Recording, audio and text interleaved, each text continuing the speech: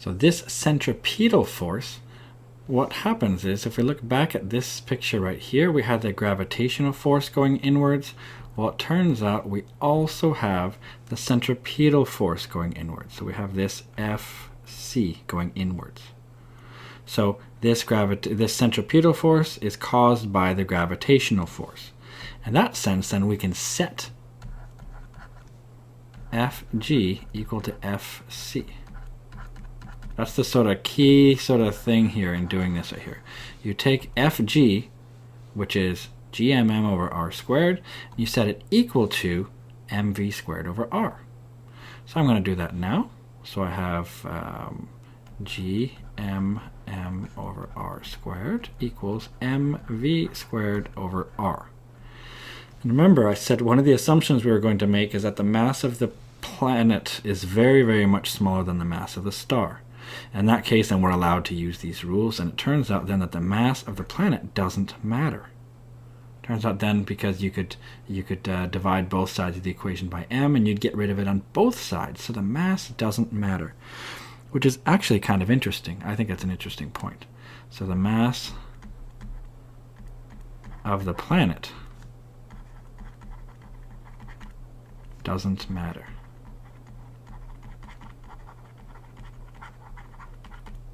So that's kind of a neat little thing right here that comes from this. That's a little neat kind of conclusion. And what's kind of cool, as a little aside, that means if we're looking at orbital mechanics now, that doesn't have to be a planet orbiting a sun. This could be a satellite orbiting the Earth. This could be the moon orbiting the Earth. It could be whatever is orbiting whatever. I mean, maybe you're just really super huge and massive and you have dust particles orbiting you. It doesn't matter. The whole point is that the mass of the object doesn't really matter. All that matters, it turns out, is the speed that it goes. And so as long as you can get it going fast enough, given a certain radius, then it'll be in orbit. So that's kind of an interesting thing. So that means you can put a truck in orbit just as easily as you can put, I don't know, a little piece of dust in orbit. Technically, all you have to do is make it go fast enough. Now, the practical issue is to really send stuff into orbit. Of course, it costs you a lot of energy to get that thing moving, and that's why light things are a lot easier to get into orbit than heavy things. So that's why you probably don't want to bring a big truck up into orbit. It's a lot cheaper to bring something really small and, well, not really small, but something that doesn't have much mass. So if we look at this, then we have gm over r squared equals v squared over r. That's where we're sort of sitting now. Now if I want, what I can do then is get v squared by itself.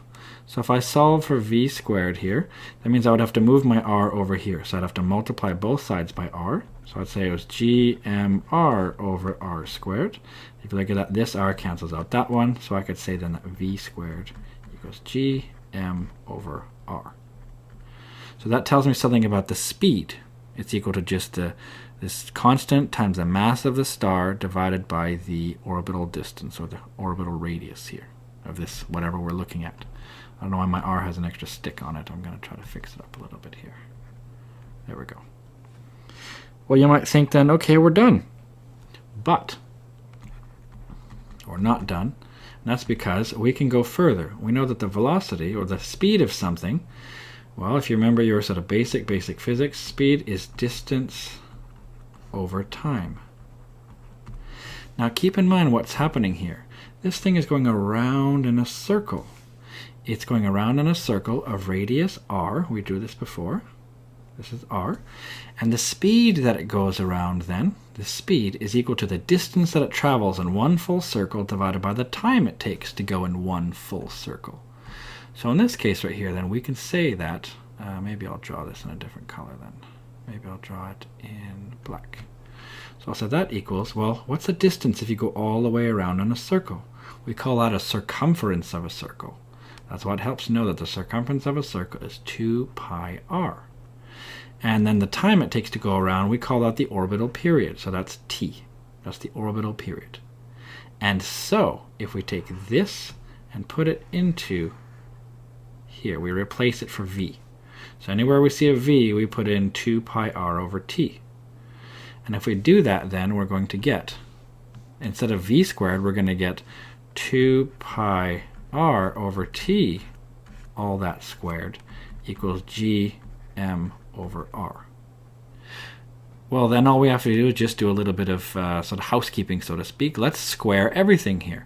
So that's going to be 2 squared pi squared r squared over t squared.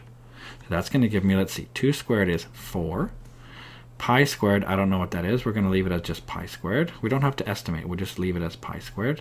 R squared is r squared divided by t squared equals gm over r.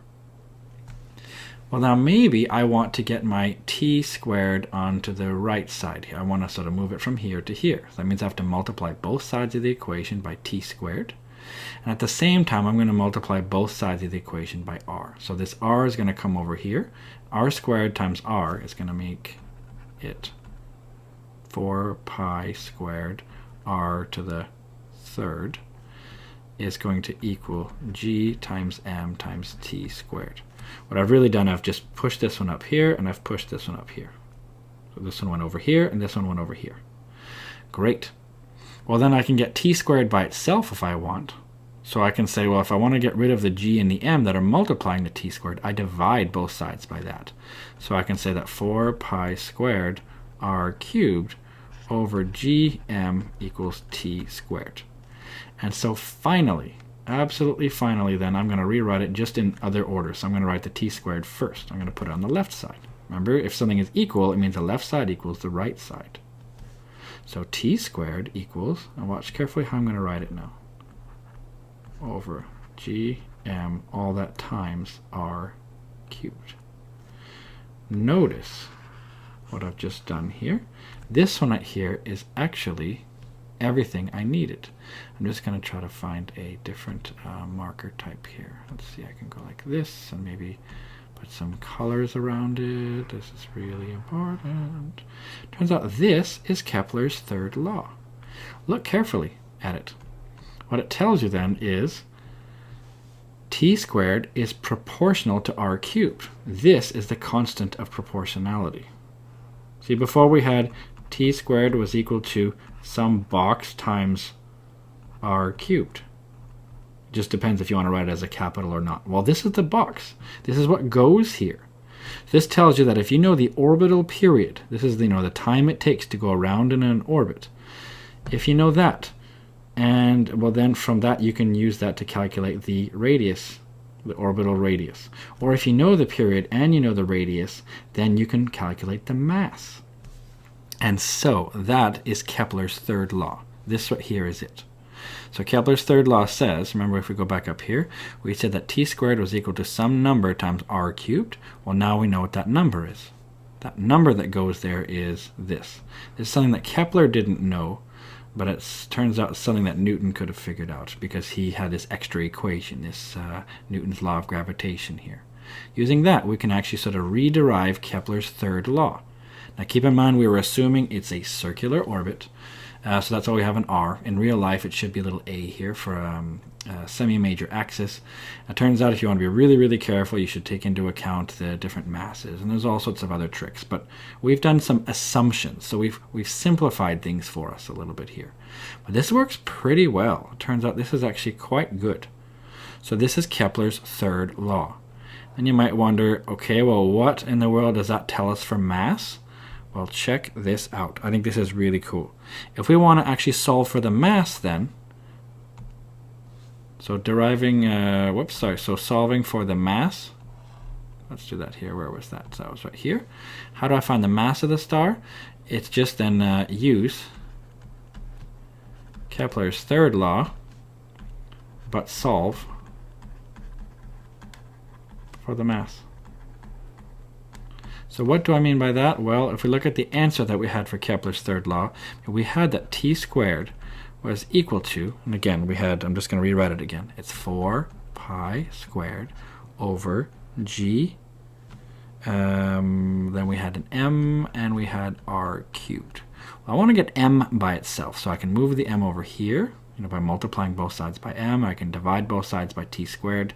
It's like I'm going to switch the t squared and the m. So I could say that m equals 4 pi squared over gt squared times r cubed. So I can say that that right there is going to be the mass of the star. That's what it's going to be here. So the only thing we need to define then is maybe t. T is the orbital period of the planet in this case.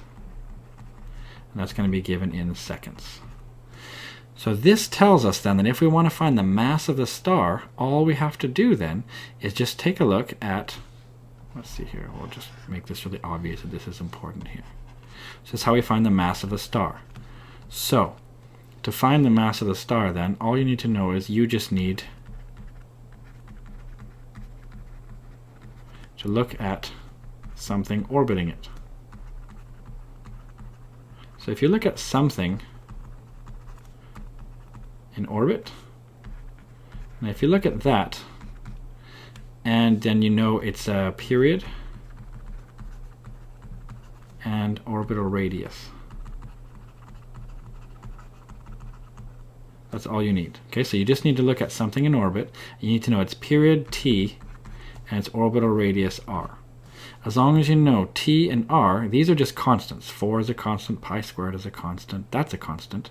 So as long as you know the orbital radius, well, you cube that, and you take this number right here, you divide it by the orbital period squared, and that tells you the mass of the star. So to answer our question before, how do you weigh a star? Here's how you do it. You look at something orbiting it. As long as you have something in orbit, if you know its period and its orbital radius, then you can calculate the mass of the star.